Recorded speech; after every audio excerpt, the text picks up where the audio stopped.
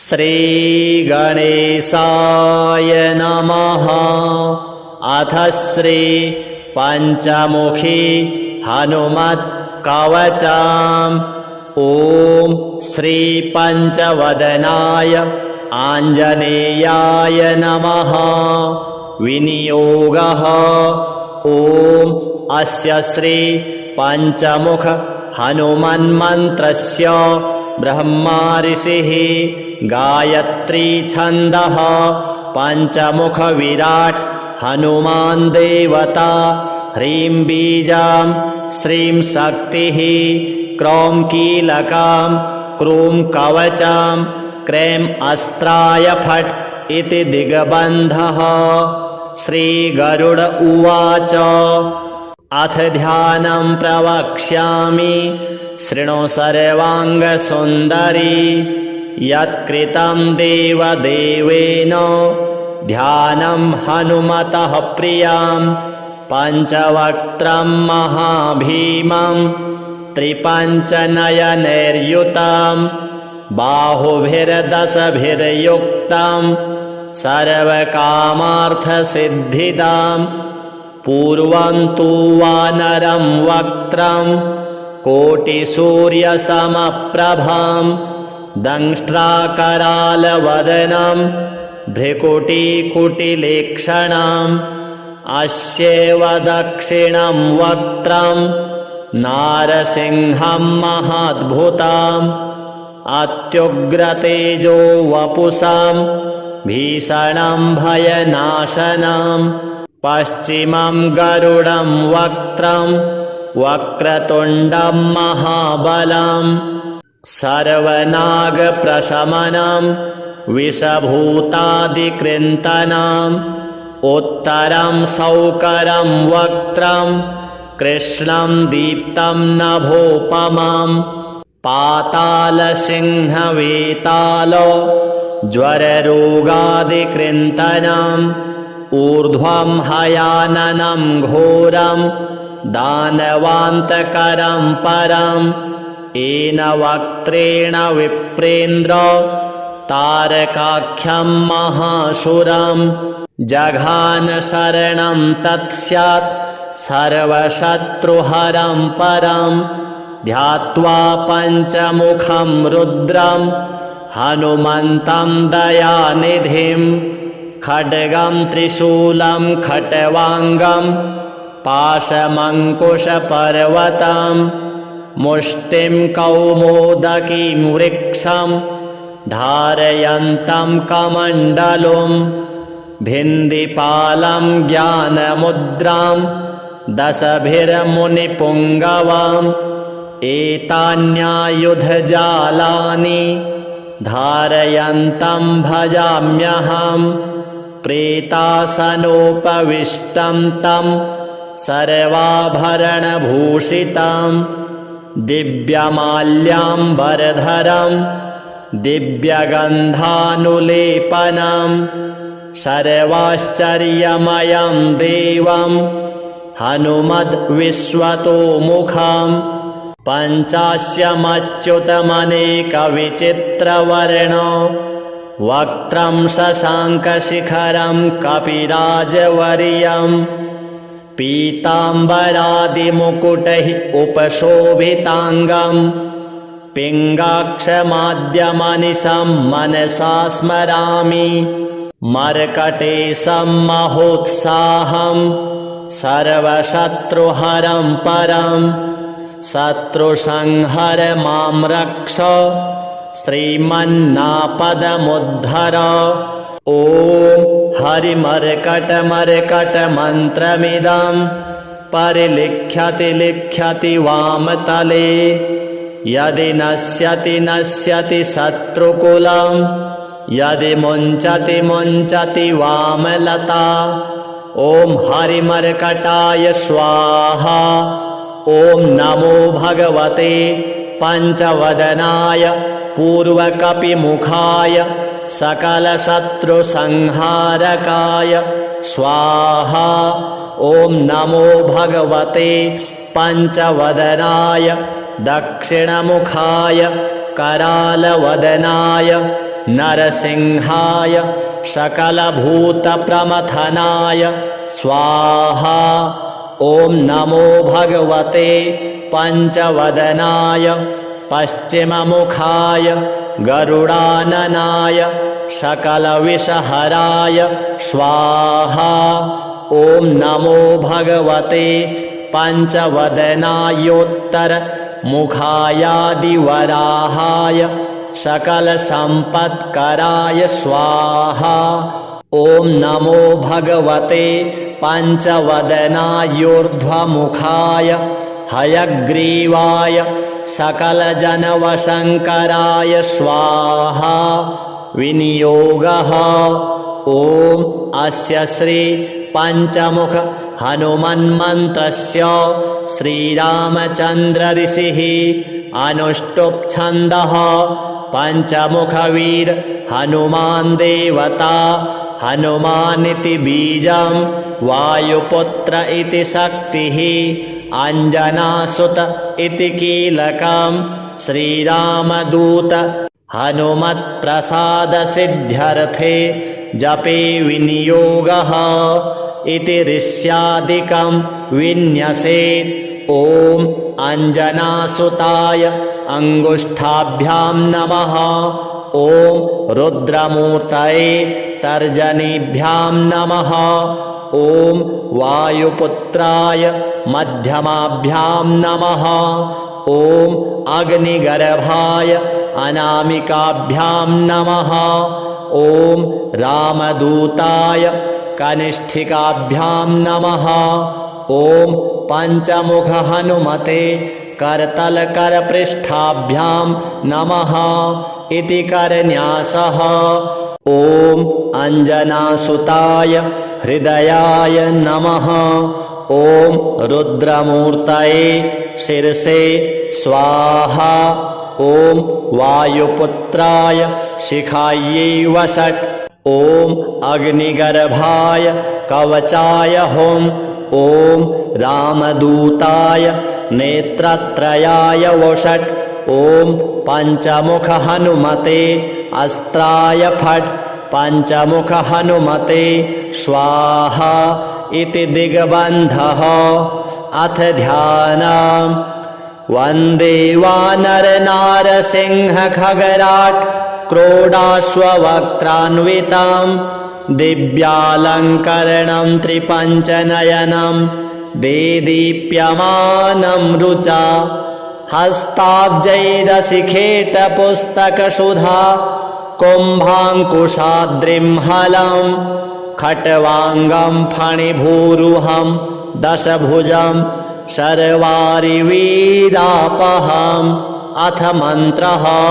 ॐ श्रीरामदूताय आञ्जनेयाय वायुपुत्राय महाबलपराक्रमाय सीतादुःखनिवारणाय लङ्कादहनकारणाय महाबलप्रचण्डाय फाल्गुनसखाय कोलाहल सकलब्रह्माण्ड विश्वरूपाय सप्तसमुद्रनिर्लङ्घनाय पिङ्गलनयनायामित विक्रमाय सूर्यबिम्बफलसेवनाय दुष्टनिवारणाय दृष्टिनिरालङ्कृताय सञ्जीविनी सञ्जीविताङ्गद लक्ष्मण महाकविसैन्यप्राणदाय दशकण्ठविध्वंसनाय रामेष्टाय महाफाल्गुनसखाय सीतासहित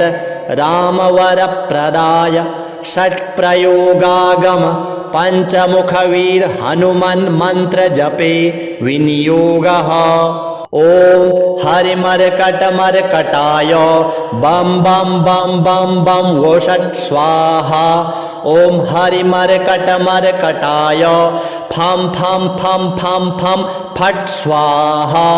ॐ हरिमर्कटमर्कटाय खें खें खें खें खें मारणाय स्वाहा।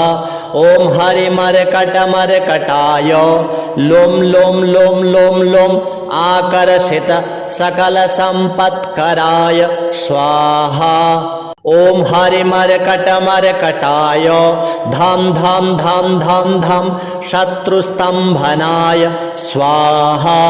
ॐ टं टं टं टं टं कूर्ममूर्तये पञ्चमुखवीरहनुमते परयन्त्र परतन्त्रोच्चाटनाय स्वाहा।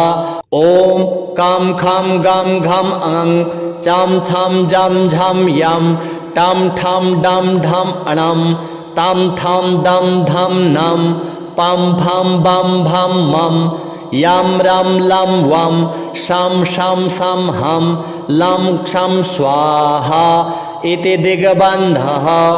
ॐ पूर्वकपिमुखाय पञ्चमुखहनुमते टं टं टं टं टं सकलशत्रुसंहारणाय स्वाहा। ॐ दक्षिणमुखाय पञ्चमुखहनुमते करालवदनाय नरसिंहाय ॐ ह्रां ह्रीं ह्रूं ह्रैं ह्रौं ह्रः सकलभूतप्रेतदमनाय स्वाहा। ॐ पश्चिममुखाय गरुडाननाय पञ्चमुखहनुमते मं मं मं मं मं सकलविषहराय स्वाहा। ॐ उत्तरमुखायादिवराहाय लं लं लं लं लं नृसिंहाय नीलकण्ठमूर्तये पञ्चमुखहनुमते स्वाहा। ॐ ऊर्ध्वमुखाय हयग्रीवाय रुं रुं रुं रुं रुं रुद्रमूर्तये सकलप्रयोजननिर्वाहकाय स्वाहा। ॐ अञ्जनासुताय वायुपुत्राय महाबलाय सीताशोकनिवारणाय श्रीरामचन्द्रकृपापादुकाय महावीर्यप्रमथनाय ब्रह्माण्डनाथाय कामदाय पञ्चमुखवीरहनुमते स्वाहा। भूतप्रेतपिशाच ब्रह्मराक्षस शाकिनी डाकिन्यन्तरिक्षग्रह परयन्त्र परतन्त्रोच्चाटनाय स्वाहा। सकलप्रयोजननिर्वाहकाय पञ्चमुखवीरहनुमते श्रीरामचन्द्रवरप्रसादाय जं जं जं जं जं स्वाहा। इदं कवचं पठित्वा तु महाकवचं पठेन्नरः एकवारं जपेत् स्तोत्रं सर्वशत्रुनिवारणं द्विवारं तु पठेन्नित्यं पुत्रपौत्रप्रवर्धनं त्रिवारं च पठेन्नित्यं सर्वसम्पत्करं शुभं चतुर्वारं पठेन्नित्यं सर्वरोगनिवारणं पञ्चवारं पठेन्नित्यं सर्वलोकवशङ्करं षड्वारं च पठेन्नित्यं सर्वदेववशङ्करं सप्तवारं पठेन्नित्यं सर्वसौभाग्यदायकम् अष्टवारं पठेन्नित्यं इष्टकामार्थसिद्धिदं नववारं पठेन्नित्यं राजभोगमवाप्नुयात् दशवारं पठेन्नित्यं त्रैलोक्यज्ञानदर्शनं रुद्रावृत्तिं पठेन्नित्यं सर्वसिद्धिर्भवेद्ध्रुवं निर्बलो रोगयुक्तश्च महाव्याध्यादिपीडितः कवचस्मरणेनैव महाबलमवाप्नुयात् श्रीहनुमद्देवार्पणमस्तु। श्रीगरुड उवाच अथ ध्यानं प्रवक्ष्यामि शृणु सर्वाङ्गसुन्दरी यत्कृतं देवदेवेन ध्यानं हनुमतः प्रियं पञ्चवक्त्रं महाभीमं त्रिपञ्चनयनैर्युतं बाहुभिर्दशभिर्युक्तं सर्वकामार्थसिद्धिदां पूर्वं तु वानरं वक्त्रं कोटिसूर्यसमप्रभं दंष्ट्राकरालवदनं भ्रिकुटीकुटिलेक्षणम् अस्येव दक्षिणं वक्त्रं नारसिंहं महाद्भुतम् अत्युग्रतेजो वपुषां भीषणं भयनाशनं पश्चिमं गरुडं वक्त्रं वक्रतुण्डं महाबलं सर्वनागप्रशमनं विषभूतादिकृन्तनम् उत्तरं सौकरं वक्त्रं कृष्णं दीप्तं नभोपमं पातालसिंहवेतालो ज्वररोगादिकृन्तनम् ऊर्ध्वं हयाननं घोरं दानवान्तकरं परम् येन वक्त्रेण विप्रेन्द्र तारकाख्यं महाशूरम् जघान शरणं तत्स्यात् सर्वशत्रुहरं परं ध्यात्वा पञ्चमुखं रुद्रं हनुमन्तं दयानिधिं खड्गं त्रिशूलं खट्वाङ्गं पाशमङ्कुशपर्वतं मुष्टिं कौमोदकीं वृक्षं धारयन्तं कमण्डलुम् भिन्दिपालं ज्ञानमुद्रां दशभिर्मुनिपुङ्गवाम् एतान्यायुधजालानि धारयन्तं भजाम्यहं प्रेतासनोपविष्टं तं सर्वाभरणभूषितं दिव्यमाल्याम्बरधरं दिव्यगन्धानुलेपनम् सर्वाश्चर्यमयं देवं हनुमद्विश्वतोमुखं पञ्चास्यमच्युतमनेकविचित्रवर्णो वक्त्रं शशाङ्कशिखरं कपिराजवर्यं पीताम्बरादिमुकुटैः उपशोभिताङ्गं पिङ्गाक्षमाद्यमनिशं मनसा स्मरामि मर्कटेशं महोत्साहं सर्वशत्रुहरं परं शत्रुसंहर मां रक्ष श्रीमन्नापदमुद्धर ॐ हरिमर्कटमर्कटमन्त्रमिदं परिलिख्यति लिख्यति वामतले यदि नश्यति नश्यति शत्रुकुलं यदि मुञ्चति मुञ्चति वामलता ॐ हरिमर्कटाय स्वाहा ॐ नमो भगवते पञ्चवदनाय पूर्वकपिमुखाय सकलशत्रुसंहारकाय स्वाहा ॐ नमो भगवते पञ्चवदनाय दक्षिणमुखाय करालवदनाय नरसिंहाय सकलभूतप्रमथनाय स्वाहा ॐ नमो भगवते पञ्चवदनाय पश्चिममुखाय गरुडाननाय सकलविषहराय स्वाहा ॐ नमो भगवते पञ्चवदनायोत्तरमुखायादिवराहाय सकलसम्पत्कराय स्वाहा ॐ नमो भगवते पञ्चवदनायोर्ध्वमुखाय हयग्रीवाय सकलजनवशङ्कराय स्वाहा विनियोगः ॐ अस्य श्री पञ्चमुख हनुमन्मन्त्रस्य श्रीरामचन्द्र ऋषिः अनुष्टुप् छन्दः पञ्चमुखवीर हनुमान् देवता हनुमानिति बीजं वायुपुत्र इति शक्तिः अञ्जनासुत इति कीलकं श्रीरामदूत हनुमत्प्रसादसिद्ध्यर्थे जपे विनियोगः इति ऋष्यादिकं विन्यसेत् ॐ अञ्जनासुताय अङ्गुष्ठाभ्यां नमः। ॐ रुद्रमूर्तये तर्जनीभ्यां नमः। ॐ वायुपुत्राय मध्यमाभ्यां नमः।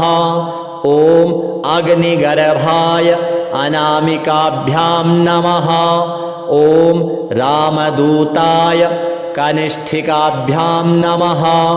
ॐ पञ्चमुखहनुमते करतलकरपृष्ठाभ्यां नमः इति करन्यासः। ॐ अञ्जनासुताय हृदयाय नमः। ॐ रुद्रमूर्तये शिरसे स्वाहा। ॐ वायुपुत्राय शिखायै वषट्।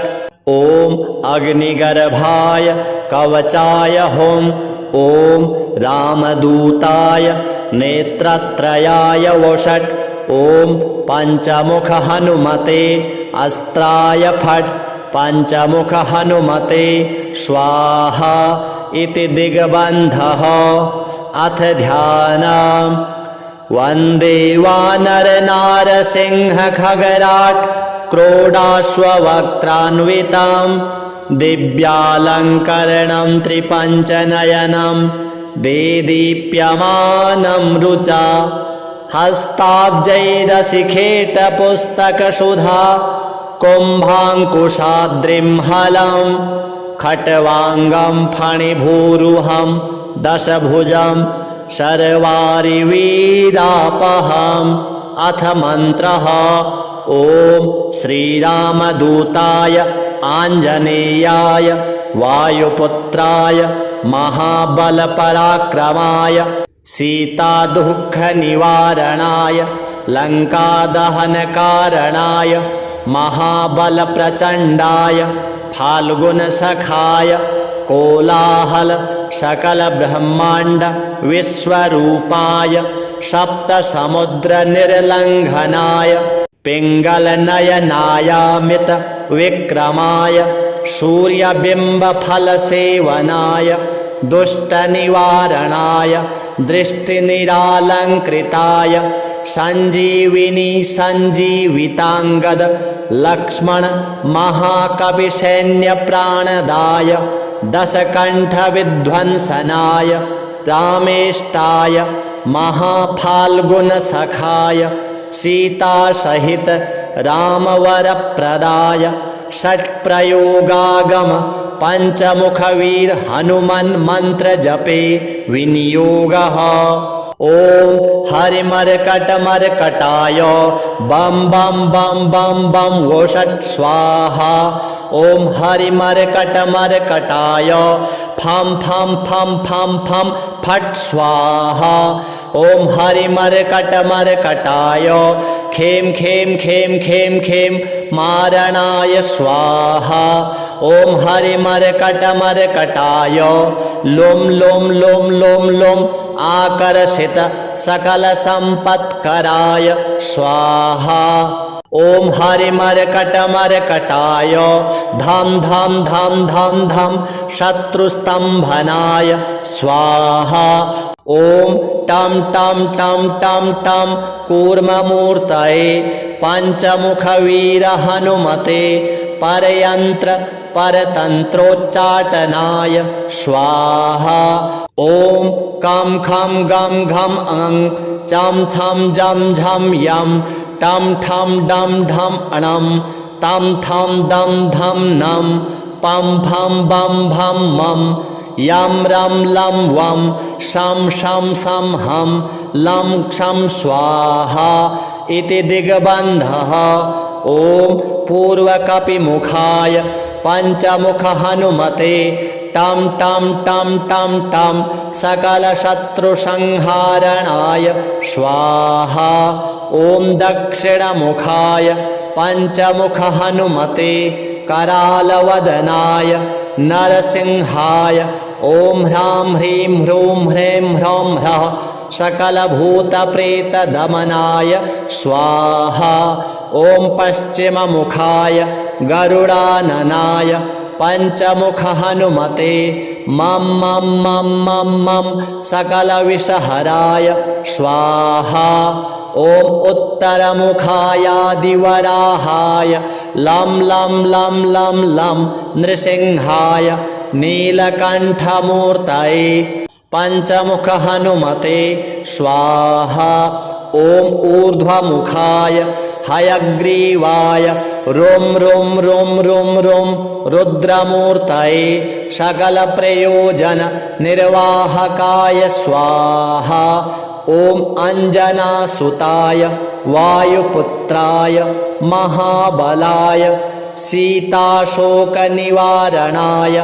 श्रीरामचन्द्रकृपापादुकाय महावीर्यप्रमथनाय ब्रह्माण्डनाथाय कामदाय पञ्चमुखवीरहनुमते स्वाहा। भूतप्रेतपिशाच ब्रह्मराक्षस शाकिनी डाकिन्यन्तरिक्षग्रह परयन्त्रपरतन्त्रोच्चाटनाय स्वाहा। सकलप्रयोजननिर्वाहकाय पञ्चमुखवीरहनुमते श्रीरामचन्द्रवरप्रसादाय जं जं जं जं जं स्वाहा। इदं कवचं पठित्वा तु महाकवचं पठेन्नरः एकवारं जपेत् स्तोत्रं सर्वशत्रुनिवारणं द्विवारं तु पठेन्नित्यं पुत्रपौत्रप्रवर्धनं त्रिवारं च पठेन्नित्यं सर्वसम्पत्करं शुभं चतुर्वारं पठेन्नित्यं सर्वरोगनिवारणं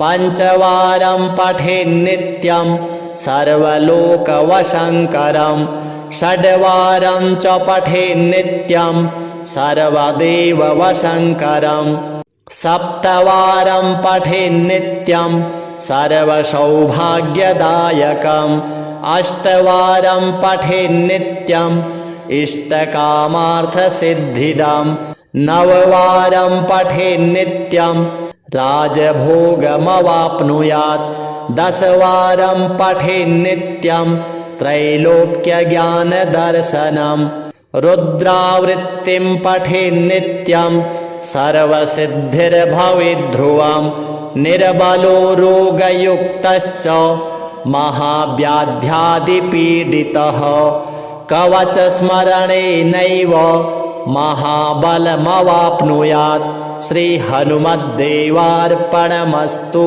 श्रीगरुड उवाच अथ ध्यानं प्रवक्ष्यामि शृणु सर्वाङ्गसुन्दरी यत्कृतं देवदेवेन ध्यानं हनुमतः प्रियं पञ्चवक्त्रं महाभीमं त्रिपञ्चनयनैर्युतं बाहुभिर्दशभिर्युक्तं सर्वकामार्थसिद्धिदां पूर्वं तु वानरं वक्त्रं कोटिसूर्यसमप्रभां दंष्ट्राकरालवदनं भ्रिकुटिकुटिलेक्षणाम् अस्यैव दक्षिणं वक्त्रं नारसिंहं महाद्भुताम् अत्युग्रतेजो वपुषां भीषणं भयनाशनं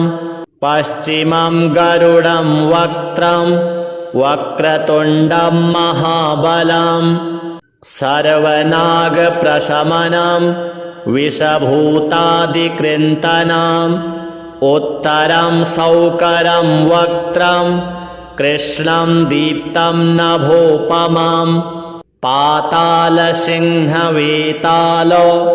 ज्वररोगादिकृन्तनम् ऊर्ध्वं हयाननं घोरं दानवान्तकरं परं येन वक्त्रेण विप्रेन्द्र तारकाख्यं महाशुरं जघान शरणं तत्स्यात् सर्वशत्रुहरं परं ध्यात्वा पञ्चमुखं रुद्रं हनुमन्तं दयानिधिं खड्गं त्रिशूलं खट्वाङ्गं पाशमङ्कुशपर्वतं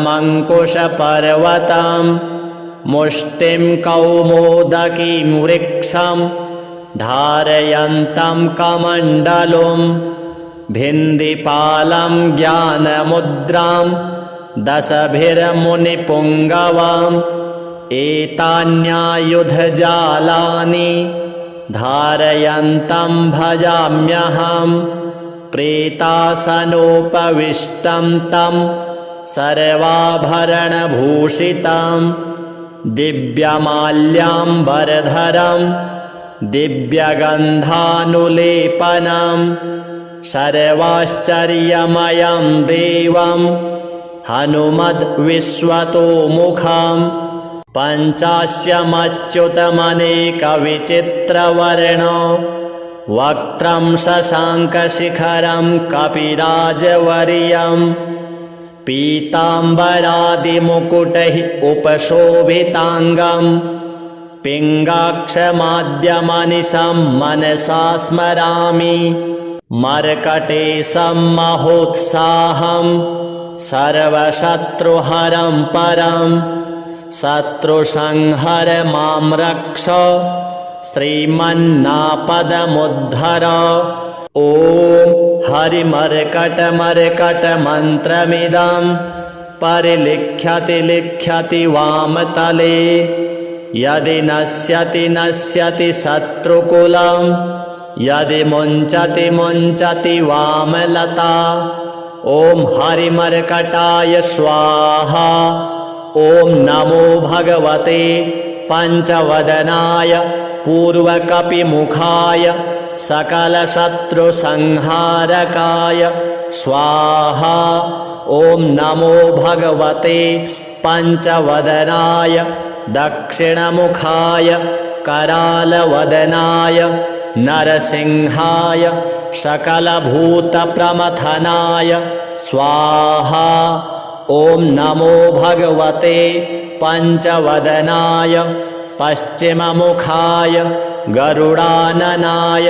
सकलविषहराय स्वाहा ॐ नमो भगवते पञ्चवदनायोत्तरमुखायादिवराहाय सकलसम्पत्कराय स्वाहा ॐ नमो भगवते पञ्चवदनायोर्ध्वमुखाय हयग्रीवाय सकलजनवशङ्कराय स्वाहा विनियोगः ॐ अस्य श्री पञ्चमुख हनुमन्मन्त्रस्य श्रीरामचन्द्र ऋषिः अनुष्टुप् छन्दः पञ्चमुखवीर हनुमान् देवता हनुमानिति बीजं वायुपुत्र इति शक्तिः अञ्जनासुत इति कीलकं श्रीरामदूत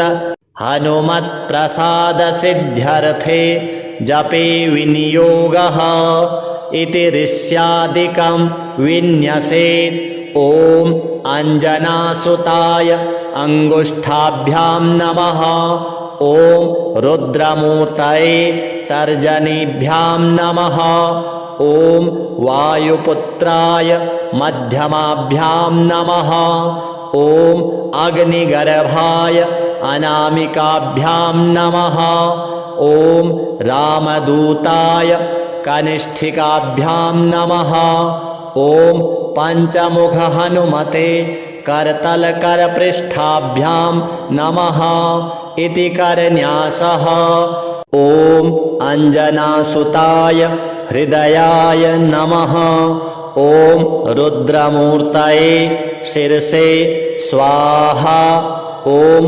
वायुपुत्राय शिखायै वषट् ॐ अग्निगर्भाय कवचाय हुम् ॐ रामदूताय नेत्रत्रयाय वषट् ॐ पञ्चमुख हनुमते अस्त्राय फट् पञ्चमुख हनुमते स्वाहा इति दिग्बन्धः अथ ध्यानम् वन्दे वानरनारसिंह खगराट् क्रोडाश्ववक्त्रान्वितां दिव्यालङ्करणं त्रिपञ्चनयनं देदीप्यमानं रुचा हस्ताब्जैरशिखेटपुस्तकसुधा कुम्भाङ्कुशाद्रिं हलं खट्वाङ्गं फणिभूरुहं दशभुजं शर्वारिवीरापहम्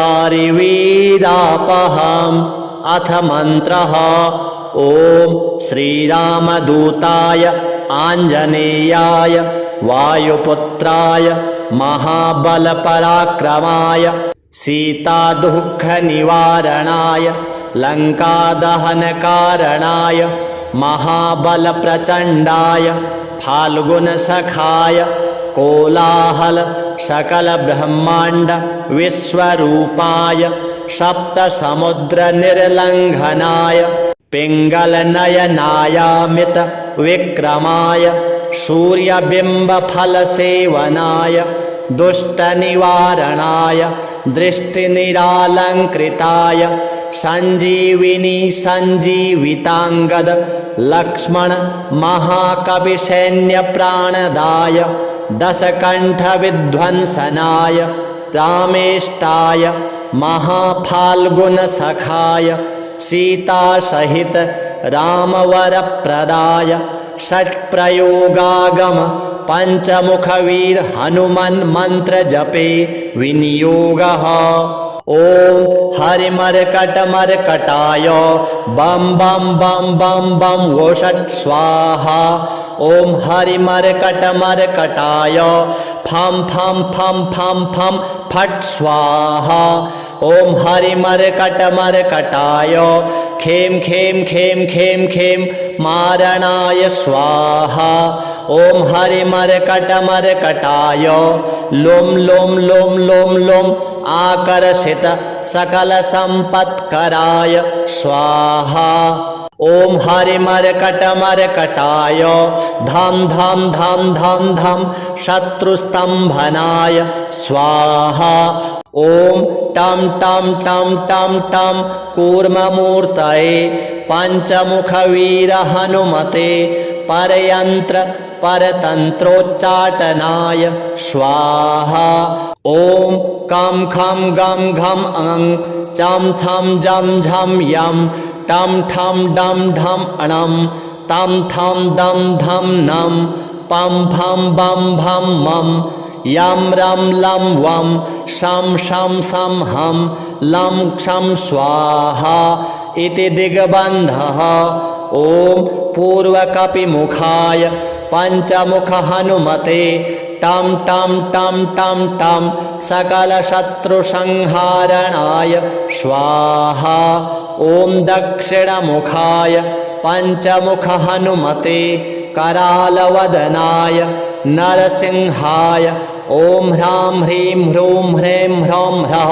सकलभूतप्रेतदमनाय स्वाहा ॐ पश्चिममुखाय गरुडाननाय पञ्चमुख हनुमते मं मं मं मं मं सकलविषहराय स्वाहा ॐ उत्तरमुखायादिवराहाय लं लं लं लं लं नृसिंहाय नीलकण्ठमूर्तये पञ्चमुख हनुमते स्वाहा ॐ ऊर्ध्वमुखाय हयग्रीवाय रुं रुं रुं रुं रुं रुद्रमूर्तये सकलप्रयोजन निर्वाहकाय स्वाहा ॐ अञ्जनासुताय वायुपुत्राय महाबलाय सीताशोकनिवारणाय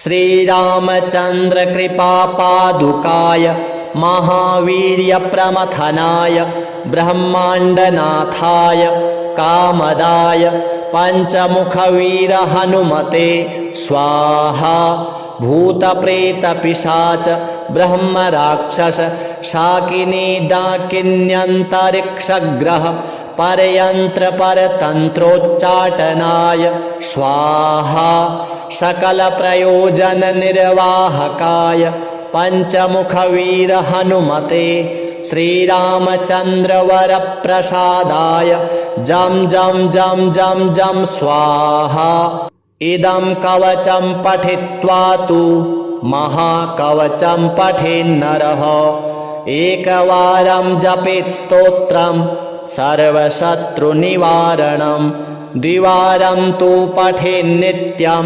पुत्रपौत्रप्रवर्धनं त्रिवारं च पठेन्नित्यं सर्वसम्पत्करं शुभं चतुर्वारं पठेन्नित्यं सर्वरोगनिवारणं पञ्चवारं पठेन्नित्यं सर्वलोकवशङ्करं षड्वारं च पठेन्नित्यं सर्वदेववशङ्करं सप्तवारं पठेन्नित्यं सर्वसौभाग्यदायकम् अष्टवारं पठेन्नित्यम् इष्टकामार्थसिद्धिदं नववारं पठेन्नित्यं राजभोगमवाप्नुयात् दशवारं पठेन्नित्यं त्रैलोक्यज्ञानदर्शनं रुद्रावृत्तिं पठेन्नित्यं सर्वसिद्धिर्भवेद्ध्रुवं निर्बलो रोगयुक्तश्च महाव्याध्यादिपीडितः कवचस्मरणेनैव महाबलमवाप्नुयात् श्रीहनुमद्देवार्पणमस्तु। श्रीगरुड उवाच अथ ध्यानं प्रवक्ष्यामि शृणु सर्वाङ्गसुन्दरी यत्कृतं देवदेवेन ध्यानं हनुमतः प्रियं पञ्चवक्त्रं महाभीमं त्रिपञ्चनयनैर्युतं बाहुभिर्दशभिर्युक्तं सर्वकामार्थसिद्धिदां पूर्वं तु वानरं वक्त्रं कोटिसूर्यसमप्रभं दंष्ट्राकरालवदनं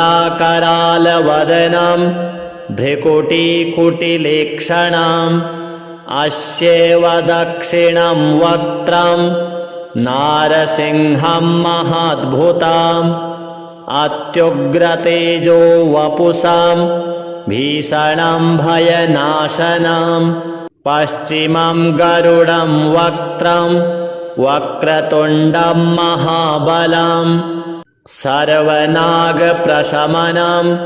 विषभूतादिकृन्तनं उत्तरं सौकरं वक्त्रं कृष्णं दीप्तं नभोपमं पातालसिंहवेतालो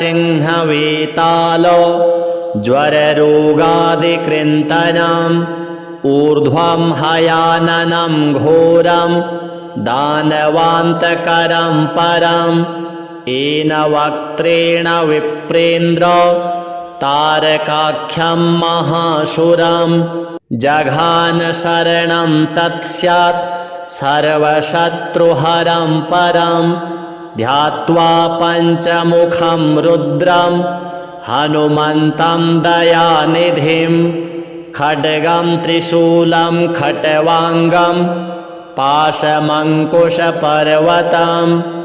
मुष्टिं कौमोदकीं वृक्षं धारयन्तं कमण्डलुं भिन्दिपालं ज्ञानमुद्रां दशभिर्मुनिपुङ्गवाम् एतान्यायुधजालानि धारयन्तं भजाम्यहं प्रेतासनोपविष्टं तं सर्वाभरणभूषितं दिव्यमाल्याम्बरधरं दिव्यगन्धानुलेपनं सर्वाश्चर्यमयं देवं हनुमद्विश्वतोमुखं पञ्चास्यमच्युतमनेकविचित्रवर्ण वक्त्रं शशाङ्कशिखरं कपिराजवर्यं पीताम्बरादिमुकुटैः उपशोभिताङ्गं पिङ्गाक्षमाद्यमनिशं मनसा स्मरामि मर्कटेशं महोत्साहं सर्वशत्रुहरं परं शत्रुसंहर मां रक्ष श्रीमन्नापदमुद्धर ॐ हरिमर्कटमर्कटमन्त्रमिदं परिलिख्यति लिख्यति वामतले यदि नश्यति शत्रुकुलं यदि मुञ्चति मुञ्चति वामलता ॐ हरिमर्कटाय स्वाहा ॐ नमो भगवते पञ्चवदनाय पूर्वकपिमुखाय सकलशत्रुसंहारकाय स्वाहा ॐ नमो भगवते पञ्चवदनाय दक्षिणमुखाय करालवदनाय नरसिंहाय सकलभूतप्रमथनाय स्वाहा ॐ नमो भगवते पञ्चवदनाय पश्चिममुखाय गरुडाननाय सकलविषहराय स्वाहा ॐ नमो भगवते पञ्चवदनायोत्तरमुखायादिवराहाय सकलसम्पत्कराय स्वाहा ॐ नमो भगवते पञ्चवदनायोर्ध्वमुखाय हयग्रीवाय सकलजनवशङ्कराय स्वाहा विनियोगः ॐ अस्य श्री पञ्चमुख हनुमन्मन्त्रस्य श्रीरामचन्द्र ऋषिः अनुष्टुप् छन्दः पञ्चमुखवीर हनुमान् देवता हनुमानिति बीजं वायुपुत्र इति शक्तिः अञ्जनासुत इति कीलकं श्रीरामदूत हनुमत्प्रसादसिद्ध्यर्थे जपे विनियोगः इति ऋष्यादिकं विन्यसेत् ॐ अञ्जनासुताय अङ्गुष्ठाभ्यां नमः ॐ रुद्रमूर्तये तर्जनीभ्यां नमः ॐ वायुपुत्राय मध्यमाभ्यां नमः ॐ अग्निगर्भाय अनामिकाभ्यां नमः ॐ रामदूताय कनिष्ठिकाभ्यां नमः ॐ पञ्चमुख हनुमते करतलकरपृष्ठाभ्यां नमः इति करन्यासः ॐ अञ्जनासुताय हृदयाय नमः ॐ रुद्रमूर्तये शिरसे स्वाहा ॐ वायुपुत्राय शिखायै वषट् ॐ अग्निगर्भाय कवचाय हुं ॐ रामदूताय नेत्रत्रयाय वषट् ॐ पञ्चमुख हनुमते अस्त्राय फट् पञ्चमुख हनुमते स्वाहा इति दिग्बन्धः अथ ध्यानम् वन्दे वानरनारसिंहखगराट् क्रोडाश्ववक्त्रान्वितं दिव्यालङ्करणं त्रिपञ्चनयनं देदीप्यमानं रुचा हस्ताब्जैरशिखेटपुस्तकसुधा कुम्भाङ्कुशाद्रिं हलं खट्वाङ्गं फणिभूरुहं दशभुजं शर्वारिवीरापहम् अथ मन्त्रः ॐ श्रीरामदूताय आञ्जनेयाय वायुपुत्राय महाबलपराक्रमाय सीतादुःखनिवारणाय लङ्कादहनकारणाय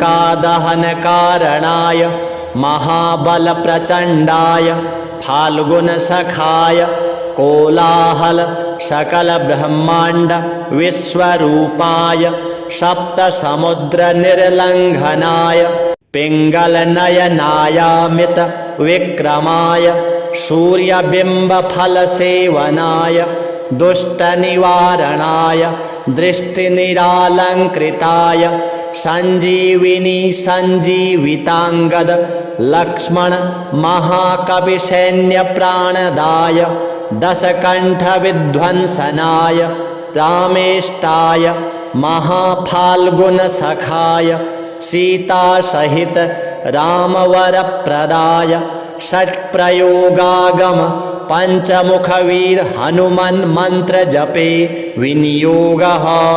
ॐ हरिमर्कटमर्कटाय बम बम बम बम बम वोषट् स्वाहा।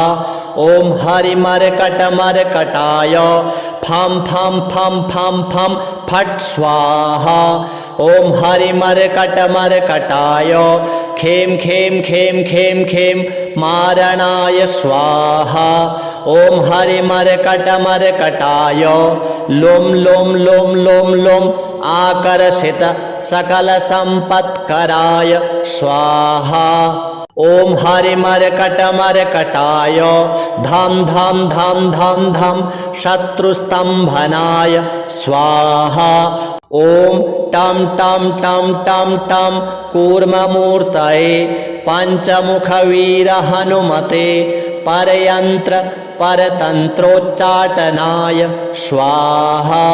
ॐ कं खं गं घं अं चं छं जं झं यं टं ठं डं ढं अणं तं थं दं धं नं पं फं बं भं मं यं रं लं वं शं शं सं हं लं क्षं स्वाहा इति दिग्बन्धः। ॐ पूर्वकपिमुखाय पञ्चमुख हनुमते टं टं टं टं टं सकलशत्रुसंहारणाय स्वाहा।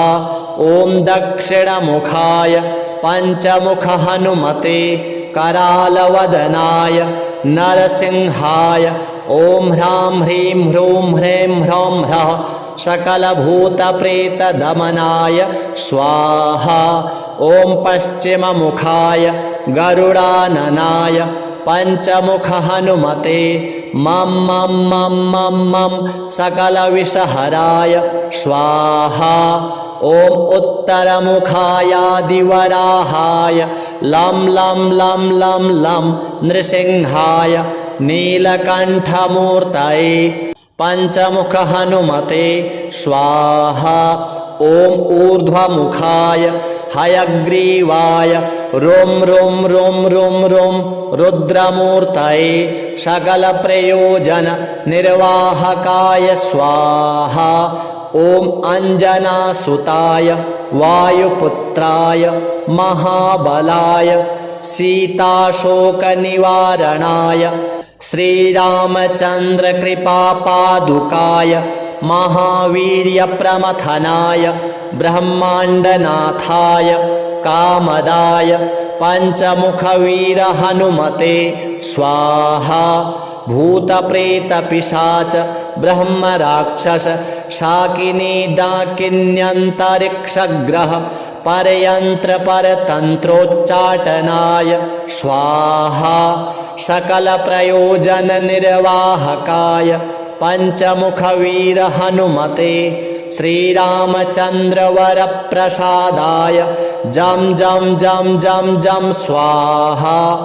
इदं कवचं पठित्वा तु महाकवचं पठेन्नरः एकवारं जपेत् स्तोत्रं सर्वशत्रुनिवारणं द्विवारं तु पठेन्नित्यं पुत्रपौत्रप्रवर्धनं त्रिवारं च पठेन्नित्यं सर्वसम्पत्करं शुभं चतुर्वारं पठेन्नित्यं सर्वरोगनिवारणं पञ्चवारं पठेन्नित्यं सर्वलोकवशङ्करं षड्वारं च पठेन्नित्यं सर्वदेववशङ्करं सप्तवारं पठेन्नित्यं सर्वसौभाग्यदायकम् अष्टवारं पठेन्नित्यं इष्टकामार्थसिद्धिदं नववारं पठेन्नित्यं राजभोगमवाप्नुयात् दशवारं पठेन्नित्यं त्रैलोक्यज्ञानदर्शनं रुद्रावृत्तिं पठेन्नित्यं सर्वसिद्धिर्भवेद्ध्रुवं निर्बलो रोगयुक्तश्च महाव्याध्यादिपीडितः कवचस्मरणेनैव महाबलमवाप्नुयात्। श्रीहनुमद्देवार्पणमस्तु। श्रीगरुड उवाच अथ ध्यानं प्रवक्ष्यामि शृणु सर्वाङ्गसुन्दरी यत्कृतं देवदेवेन ध्यानं हनुमतः प्रियं पञ्चवक्त्रं महाभीमं त्रिपञ्चनयनैर्युतं बाहुभिर्दशभिर्युक्तं सर्वकामार्थसिद्धिदां पूर्वं तु वानरं वक्त्रं कोटिसूर्यसमप्रभां दंष्ट्राकरालवदनं भ्रिकुटिकुटिलेक्षणाम् अस्यैव दक्षिणं वक्त्रं नारसिंहं महाद्भुताम् अत्युग्रतेजो वपुषां भीषणं भयनाशनं पश्चिमं गरुडं वक्त्रं वक्रतुण्डं महाबलं सर्वनागप्रशमनं विषभूतादिकृन्तनम् उत्तरं सौकरं वक्त्रं कृष्णं दीप्तं नभोपमं पातालसिंहवेतालो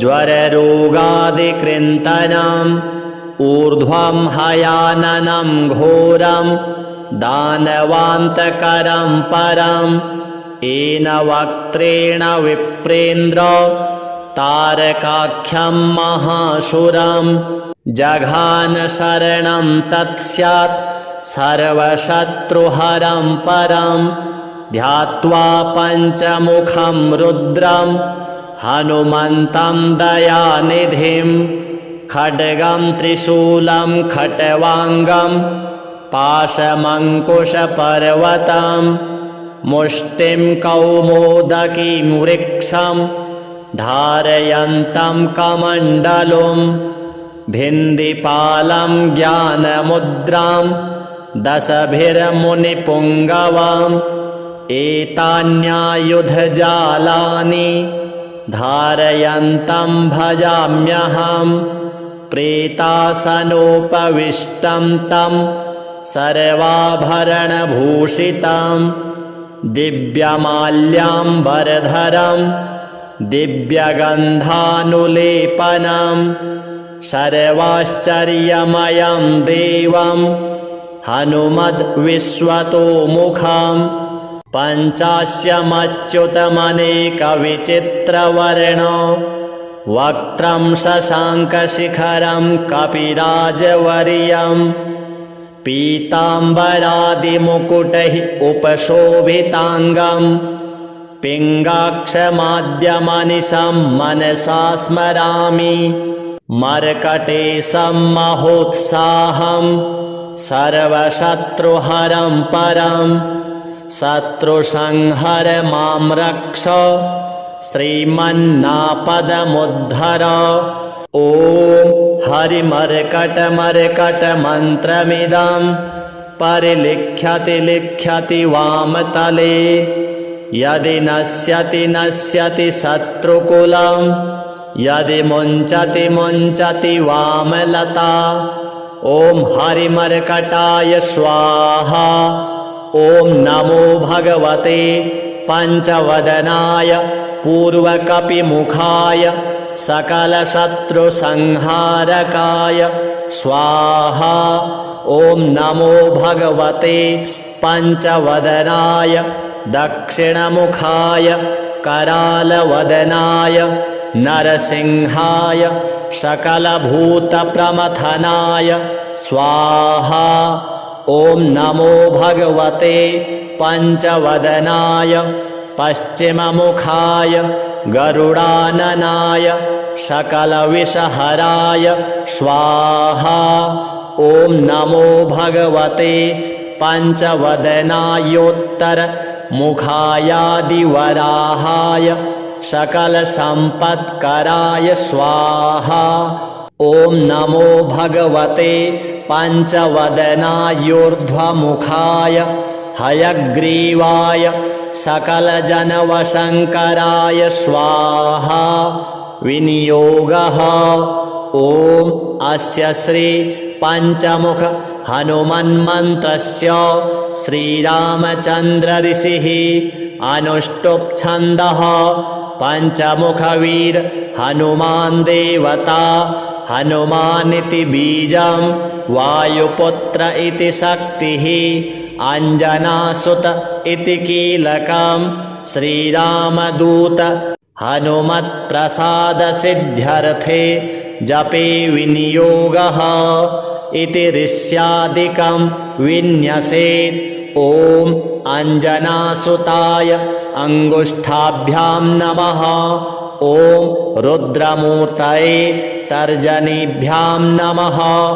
ॐ वायुपुत्राय मध्यमाभ्यां नमः। ॐ अग्निगर्भाय अनामिकाभ्यां नमः। ॐ रामदूताय कनिष्ठिकाभ्यां नमः। ॐ पञ्चमुख हनुमते करतलकरपृष्ठाभ्यां नमः इति करन्यासः। ॐ अंजनासुताय हृदयाय नमः। ॐ रुद्रमूर्तये शिरसे स्वाहा। ॐ वायुपुत्राय शिखायै वषट्। ॐ अग्निगर्भाय कवचाय हुं। ॐ रामदूताय नेत्रत्रयाय वषट्। ॐ पञ्चमुख हनुमते अस्त्राय फट्। पञ्चमुख हनुमते स्वाहा इति दिग्बन्धः। अथ ध्यानम्। वन्दे वानरनारसिंह खगराट् क्रोडाश्ववक्त्रान्वितं दिव्यालङ्करणं त्रिपञ्चनयनं देदीप्यमानं रुचा हस्ताब्जैरशिखेटपुस्तकसुधा कुम्भाङ्कुशाद्रिं हलं खट्वाङ्गं फणिभूरुहं दशभुजं शर्वारिवीरापहम्। अथ मन्त्रः। ॐ श्रीरामदूताय आञ्जनेयाय वायुपुत्राय महाबलपराक्रमाय सीतादुःखनिवारणाय लङ्कादहनकारणाय महाबलप्रचण्डाय फाल्गुनसखाय कोलाहल सकलब्रह्माण्ड विश्वरूपाय सप्तसमुद्रनिर्लङ्घनाय पिङ्गलनयनायामित विक्रमाय सूर्यबिम्बफलसेवनाय दुष्टनिवारणाय दृष्टिनिरालङ्कृताय सञ्जीविनी सञ्जीविताङ्गद लक्ष्मण महाकविसैन्यप्राणदाय दशकण्ठविध्वंसनाय रामेष्टाय महाफाल्गुनसखाय सीतासहित रामवरप्रदाय षट्प्रयोगागम पञ्चमुखवीर हनुमन् मंत्र जपे विनियोगः। ॐ हरिमर्कटमर्कटाय बम बम बम बम बम वोषट् स्वाहा। ॐ हरिमर्कटमर्कटाय फम फम फम फम फम फट् स्वाहा। ॐ हरिमर्कटमर्कटाय खेम खेम खेम खेम खेम मारणाय स्वाहा। ॐ हरिमर्कटमर्कटाय लोम लोम लोम लोम लोम आकर्षित सकलसम्पत्कराय स्वाहा। ॐ हरिमर्कटमर्कटाय धम धम धम धम धम शत्रुस्तम्भनाय स्वाहा।